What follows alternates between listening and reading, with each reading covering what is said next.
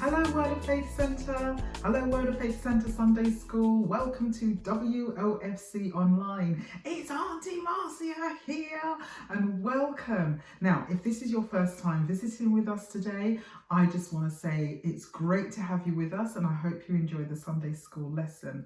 And for those of you who've been with us for a little while, you'll know that we've been studying the life of a man called Joseph. That's right. And last week we had a fab lesson, didn't we? We made his coat. How many of you made a coat?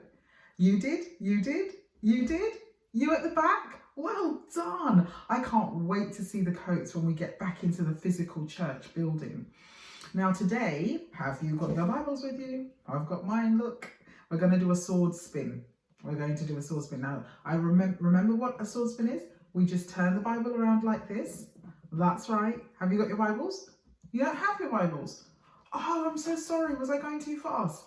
Press pause, run and get your Bibles and scoot straight back. I'll wait right here for you. Okay? I'm waiting. I'm waiting. Are you back? Yeah, great. Okay, sword spin. Ready? 1, 2, 3, spin. Keep spinning until I tell you where to go. You don't know where I want you to look yet, so don't stop. I want you to find Genesis chapter 39, verse 2. Woo! I always take ages to do this because I've got to put my glasses on. You're there. Well done, well done. Look, I'm still not there, nearly there. Got it. Have you all got it? Excellent. I shall read. Genesis chapter 39 verse 2 is your memory verse. We would like you to learn this verse and you can tell us or you can remind us of what you learned when you come back into the physical building at church. Okay, great. So I'll read. The Lord was with Joseph and he was a successful man and he was in the house of his master, the Egyptian. I'm going to read a few more verses as well. Verse 3, and his master saw that the Lord was with him and that the Lord made all that he did to prosper in his hand. So Joseph found favor in his sight and served him. Then he made him overseer of his house, and all that he had he put under his authority. So it was from the time that he had made him overseer of his house and all that he had, that the Lord blessed the Egyptian's house for Joseph's sake. And the blessing of the Lord was on all that he had in the house and in the field. Wow. Now you need to remember those verses when I'm telling you today's story. But just to remind you, verse 2 is the memory verse. The Lord was with Joseph and he was a successful man. And he was in the house of his master, the Egyptian. Now, I have a question to ask you. Have any of you ever been in a situation where you've had to break up an argument? Yeah, you at the back. Okay, so you've been in a situation where you've had to break up, and you down at the front as well. Okay, so can anybody tell me what the argument was about? Colours of bikes, roller skates, a tomato? Who argues about a tomato? Oh, it was a special tomato. I see, that makes more sense. But wait. What made the tomato so special? It was green, it was red, and it was yellow? A green and red and yellow tomato? Really? Really? And it was hard? Okay. And they were arguing about who it belonged to. I see. And it bounced like a rubber ball. Wait a minute. Are you sure it wasn't a rubber ball? It wasn't a rubber ball? Interesting. So what did you do? How did you feel when they started to argue? At first you felt scared.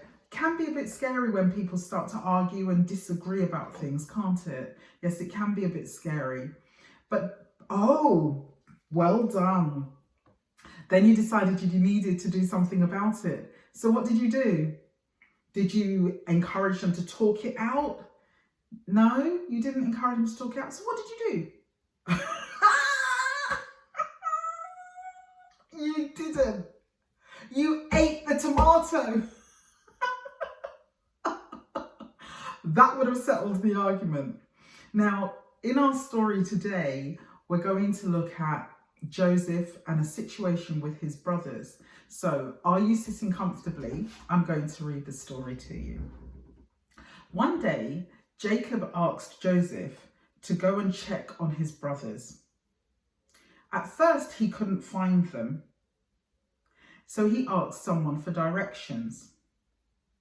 His brothers could see him coming from afar off. They were still angry with him because their father had given him that special coat with many colours. So they planned to do something to hurt him. They were going to hurt him badly. But Rueben, his oldest brother, said, "No, we can't do that. He's our brother. Here's a pit. It used to have water in it, but it's empty now. Let's put him in the pit instead." So Rueben was trying to settle an argument before it even started. And he was planning to go back later that day to get Joseph out of the pit. But before he could return to get Joseph out of the pit, his brothers had already sold him to some traders who were passing by. And they took him off to Egypt, where he was sold as a slave. And they took his special coat and they covered it with an animal's blood and took it back to their father and said, "Your son has been injured." That made him very sad. Joseph ended up working for a man called Potiphar. And in our Bible verse today, we learn that Potiphar was a very prosperous Egyptian and that Joseph did very well in his house. So in closing, what I would like to encourage us to remember is this, that those dreams which God had given to Joseph and showed him that he was going to be a great man must have seemed a million light years away when he was in the pit. But remember this, even though things don't seem to be going the way you would like them to, or they may be going very, very wrong, if God has made you a promise, he is reliable. He's going to bring that promise into reality. That's it for now. I'd like to wish you all a happy birthday if you've celebrated your birthday this past week. God bless you and happy birthday. Take care now, and I'll see you next time, God willing. Bye-bye.